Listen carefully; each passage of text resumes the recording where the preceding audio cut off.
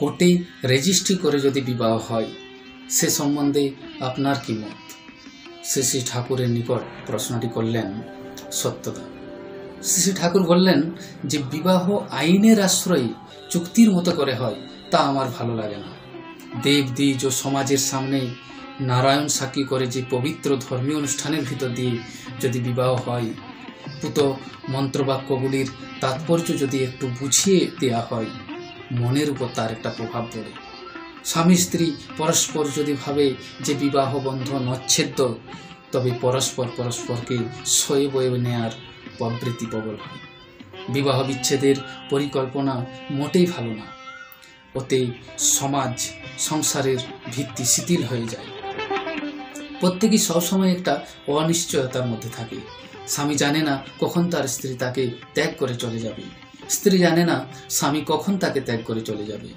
সন্তানদের অবস্থাও দুরূহ হয়, ভাবলে হৃৎকম্প হয়। আমি বলি, বিয়ের আগে তন্ন করে বিচার করো, ভালো করে দেখে শুনে তারপর বিধিমতো বিয়ে করো। কিন্তু বিধিমতো বিয়ে করে সেই বিয়ে নাকচ করো না।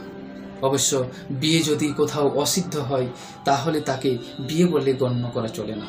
বিধিমতো বিয়ে হয়েও যদি কোনো কারণে স্বামী স্ত্রী একসঙ্গে বসবাস অসম্ভব হয়ে ওঠে, তখন স্বামী স্ত্রী আলাদা থাকতে পারে, কিন্তু ওই স্ত্রীর ভর পোষণের দায়িত্ব স্বামীকে বহন করতে হবে। স্বামী স্ত্রী পরস্পরের মধ্যেই দরদ ও দায়িত্ববোধ থাকলে কেউ নিজেকে অসহায় মনে করে না।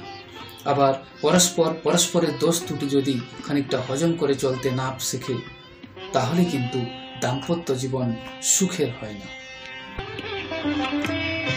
দাম্পত্য জীবনে যদি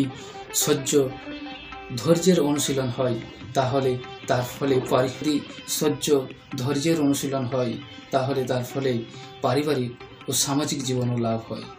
যাদের ধৈর্য থাকে তারাই সময় বুঝে অন্যের ভালোর দিকে নিয়ন্ত্রণ করতে পারে। বিবাহ বিচ্ছেদ প্রথা যেখানে যত প্রকট, বেভিচারও সেখানে তেমনি বিকট। জয় গুরু।